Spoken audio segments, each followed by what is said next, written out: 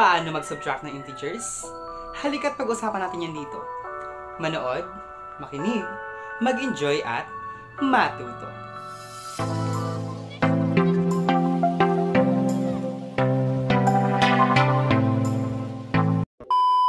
And I'm back. What's up guys? Welcome to my YouTube channel. This is YouMore PH. Andito na naman ang pabibo ninyong guro na punong-puno ng humor and willing to give humor. Narito ako para tulungan ka, natulungan ang sarili mong matuto sa pamamagitan ng math pinadali, math pinasaya, at math pina-exciting na mathematics lessons. Guys, for some reason, natagalan tayo mag-upload kasi yun nga, may ginawa lang, nakakaiba. Ayun. So, we're here. Yun naman ang importante. And we're going to discuss about the subtraction of integers. Huwag natin patagalin pa. I know that you are so much excited with that. Kasi ito na yung last na operation na i-discuss natin sa integer series. Without further ado, let's get to the video. Bye! Hi there everyone! Welcome sa ating integer series. This is the last operation na pag-uusapan natin. It's all about subtracting integers. And background sa subtracting integers, ito usually or kalimitan, dito hirap yung mga estudyante. And ngayon, tatrabahuhan natin na padaliin kung paano ang pag-subtract ng integers. So listen carefully and stay tuned. So let's start with the rules. Ano nga ba ang rules of subtraction? Oh, familiar. Case 1 and case 2. Diba kasama to sa addition rules? Yes, hindi kayo nagkakamali. These cases ay rule ng addition. So, bakit siya ngayon kasama sa subtraction rules? Ayan. So, si subtraction saka si addition, magka-partner talaga yung dalawang yan. Okay. So, kakailanganin ni subtraction yung different rules ni addition. Kaya, for subtraction rules, kailangan master mo muna si addition rules. So, I suggest, panoorin mo muna yung addition integers na pinag-usapan natin last time. And so, ano naman ang kinaibahan? Ang kinaibahan kasi ng subtraction rules, meron siyang step 1. Ang magiging step 1 natin is to do the keep, change, and change, or the KCC, para mas madaling matandaan. Actually, there are lots of versions dito sa step 1. Some teachers or some may encounter that they use keep, flip, and change, o kaya pwede namang keep, change, and flip. So, iba-iba yun, pero pare-pareho naman ng ginagawa. So, this time we'll choose the KCC or the keep, change, and change. Alright. So, para mas maintindihan yan, let's go to our discussion. Okay, let's have example. 4 minus negative 5. Ayan. Kung mapapansin mo, bakit dalawang minus? Actually, yung isa dyan ay sign. This one is sign of 5. Hindi kasi pwedeng magkatabi yung dalawang operations or dalawang sign. So, ang gagawin natin, para hindi kayo malilito kung alin ba ang operation sa sign, kailangan natin silang i-separate through parentheses. So, that's very important. Kung plus ito, tapos negative yung kasunod, kailangan din siya nakaparentheses. Ganun siya. Para ma-distinguish, alin talaga doon ang operation. Ayan. So, 4 minus negative 5. Now, we're going to go back to steps. Okay, step 1, gawin natin yung KCC. After ng KCC, saka natin i-check kung same sign na ba or different sign. Then, we'll follow the different steps. Alright. So, step 1 muna tayo. Dito muna tayo kay keep, change, and change. Paano to gagawin? Okay, ang una mong gagawin, kaya nga importante na alam mo kung alin yung subtraction or alin yung operation dyan. Kasi I suggest, ito ang gawin ninyong una. Ayan. Lagyan ninyo ng bar or gitnaan ninyo ng bar yung minus. Bakit? Because gagamitin natin tong bar na to or yung separator na yan para gawin yung step number 1 which is yung KCC or the keep, change, change. Okay. Ano ba gagawin ng keep, change, change? Eto kasi kapag ginawa na yung bar na yan, mahati sa tatlong part yung solve natin.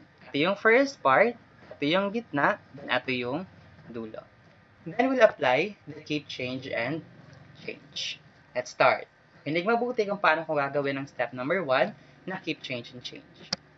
Okay, so first natin na hiniwalay, and that is 4, we're going to keep. Kapag sinabing keep, kokopyahin lang natin. So dito, i-rewrite kasi natin to. So 4, ayan. I-rewrite mo yung 4 sa baba. Kasi hindi mo yan pwedeng isolve agad-agad. Kailangan siyang gawin mo na yung step number 1, which is to change and change. Next, dito naman sa minus, we have to change. Nang ipapalit, yung opposite minus. Okay, si change, yung minus lagi siya magiging plus. Ayan, ganun siya. Next, yung last, change naman. Ito, change na yan in terms of signs naman. Okay, kung negative siya dito, we're going to change the sign, magiging siyang positive sa baba. So, yung negative 5, pag i-write natin sa baba, that will be 5. Ayan. So, we'll have now yung new numbers na ipa-plus natin. And that is 4 plus 5. And mas madali ito. Diba? But we're going to still analyze kung saan ka magpo-fall. Kasi may dalawang case pa tayong intindihin. So, saan ba ito magpo-fall? Check natin yung sign. Diba? Important yon. We have to know kung same sign ba siya or different sign. So, 4 is positive, 5 is positive. So, sa case 1 yan. Okay, kung case 1 siya, then we're going to add the integers and copy the sign. Add mo lang tong dalawa. 4 plus 5, that is 9. And, copy the sign. Ano ba ang sign ng 4 and 5? That's positive. So, 9 is positive. The answer there is positive 9. Ayan. Let's have another example. Negative 6 minus 14. Let's go back to the steps. Change and change. Okay. Again, lagyan natin ng bar yung minus. Ayan. Tapos gawin natin yung keep, change, change. Kasi na-divide natin into 3 parts. Then gawin na natin yung keep, change, change na method. Keep. Kopya. Write si negative 6 sa baba. Change. Si minus lagi siya magiging plus. Change ulit. Since this is positive 14, kapag ibinaba natin, that will be negative. But wait. Plus to, tapos ang kasunod ay negative. Diba? Hindi yan pwede. Hindi pwede magkasunod na operation ang makikita natin or magkasunod na sign. So, ang gagawin natin dyan, separate natin by parentheses. Ayan. Kaya may parentheses muna. Negative na, kasi positive nga siya doon. Negative 14. Ayan. So, eto na ngayon yung bago nating ipa-plus. Negative 6 plus negative 14. Kaya pala, di ba? Kaya pala kasama si addition rules, kasi nga, once we do the step number 1 ng subtraction, babalik siya sa addition rules. Tama ba? Kasi ang resulting or ang panibago nating kasagutan ay in terms of addition already. Ayan. Now, analyze natin. Is it same sign or opposite sign yung ipinagpa-plus natin? This one is negative, another one is negative, so they are the same. So, the same sila ng sign, ibig sabihin, we'll apply case number 1. Right? Kapag case number 1, ang gagawin lang natin, plus yung dalawang numbers regardless of the sign. So, 6 plus 14, that is 20, and copy the sign. Since ang pinagmulan itong 20 na yan ay galing siya sa dalawang negative, therefore, tama lang din naman na ang sign ni 20 ay negative. Or just have to copy the sign nung dalawa. Ayan. So, we'll have negative 20. So, I hope nakakuha mo na yung process. Don't worry, we'll still have another 2 examples for you to better understand this. Ayan. Let's have 13 minus 17. Okay, common mistake ng mga bata dyan, 4 agad ang sagot. Because hindi nila nakikita na, ay, wait, 13 pala mas mababa kay 17. Ang lagi nilang naiisip, diretso na. Diretso lang na pag-solve. Now, we'll apply yung right way or right method to do subtraction here. Okay, again, we'll do the step number 1 of the method keep, change, and change. Pero, lagyan mo muna ng bar si minus. Ayan. So, minus, lagyan mo ng bar sa gitna. So, nahati na sa tatlo, do the keep, change, change. So, keep for 13. So, rewrite. Copy mo si 13 sa baba. Change si minus. Of course, magiging plus as always. change si 17, magiging siyang negative 17 this time. And yet, plus nga. Tapos minus yung kasunod, lagyan mo ng parentheses. So that's negative 17. Now, addition na tayo.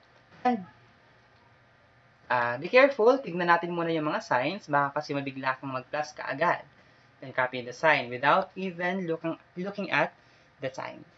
So 13 is positive, 17 is negative. Ibig sabihin, different signs sila. So we'll apply case number 2 here. Tama ba? Positive, negative. So different sign. So hindi ito pwedeng case 1. Sa case number 2, we have to subtract the bigger and the smaller number. Bigger muna. Ito regardless of the sign. Regardless of the sign. Kasi sa totoong buhay, smaller naman sa 17 kasi negative siya. But then, since we are doing this subtraction regardless of the sign, si 17 ngayon ang bigger. 17 tayo. Minus natin regardless of the sign, 17 sa kasi 13. 17 minus 13, ilan? 4. Tama naman. And itong 4 na yan, pwede mo na yung isulat doon. Sulat natin dito.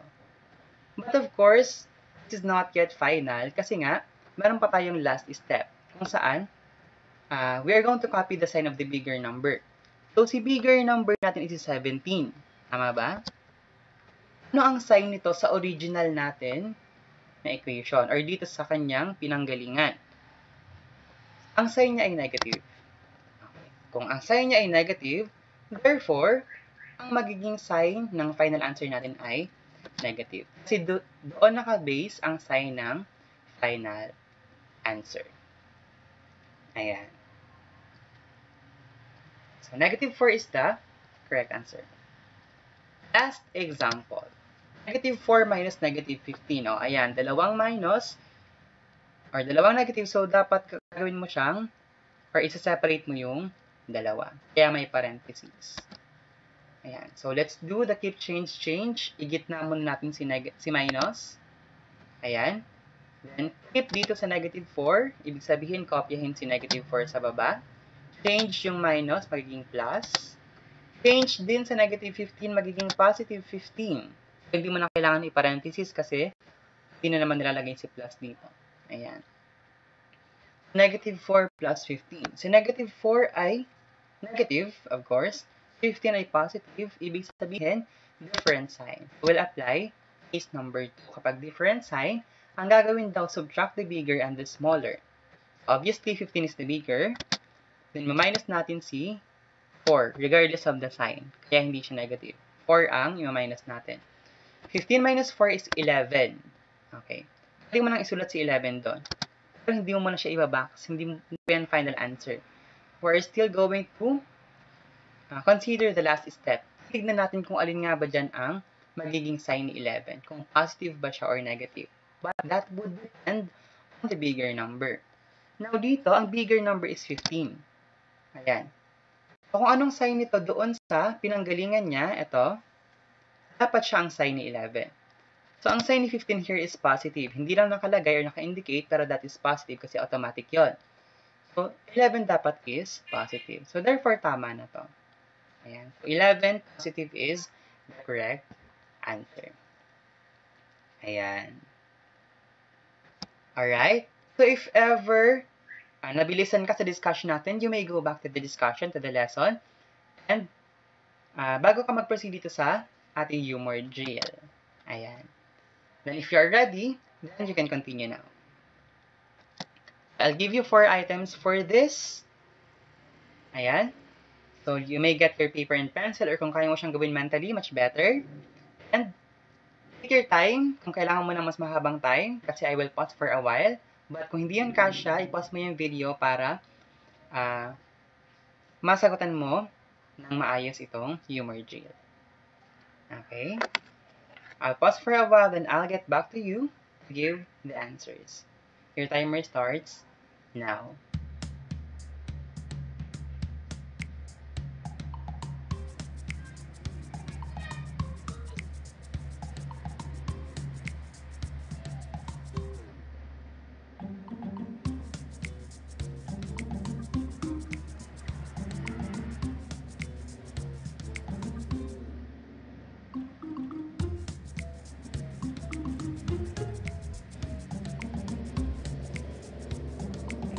Okay, time is up. So let's answer now the following.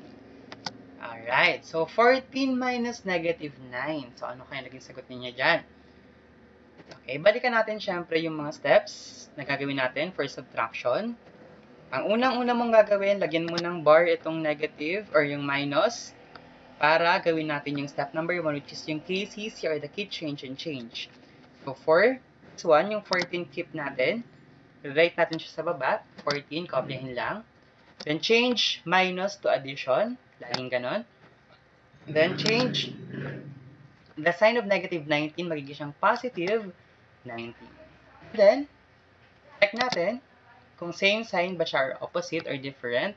In this case, 14 is positive, 19 is positive. It will fall under case 1, same sign.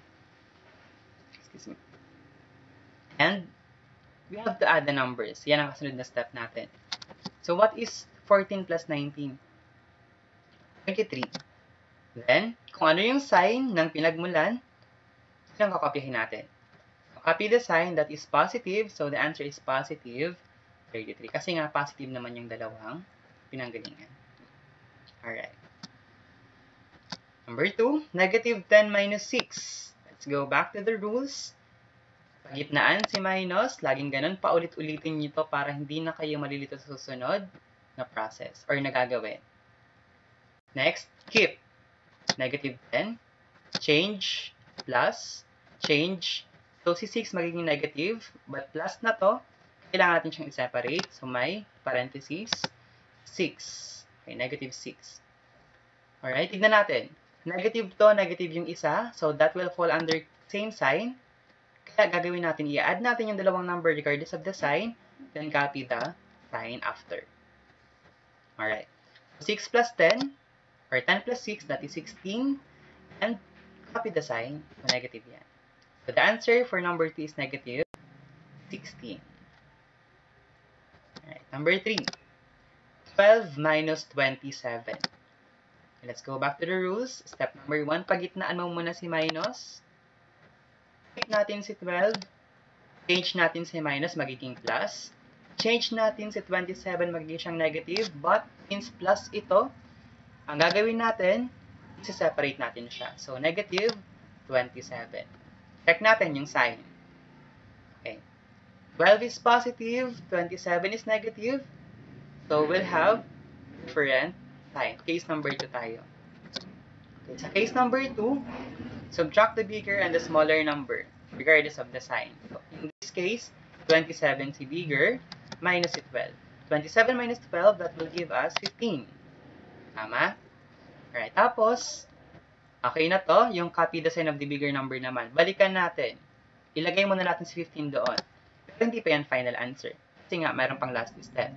Kung copy natin yung sign ng bigger, yung bigger dito is si 27. Ano ba yung sign ni 27 dito? That's negative. So, kung negative siya doon, negative din dapat siya sa final answer. So, the answer here will be negative 15. Alright, last one. Negative 17 minus negative 18. Kaya may parenthesis kasi nga dalawa na yung magkasunod na operation or na sign. Ayan. So, step 1, keep, change, change. So, pagitnaan muna natin si subtraction. Keep natin si negative 17. Change natin si minus, magiging plus. Change din natin si negative 18, magiging siyang positive 18. Now, let's check the signs of the two numbers that we're going to add. Negative yung isa, positive yung isa, so therefore, they are different sign.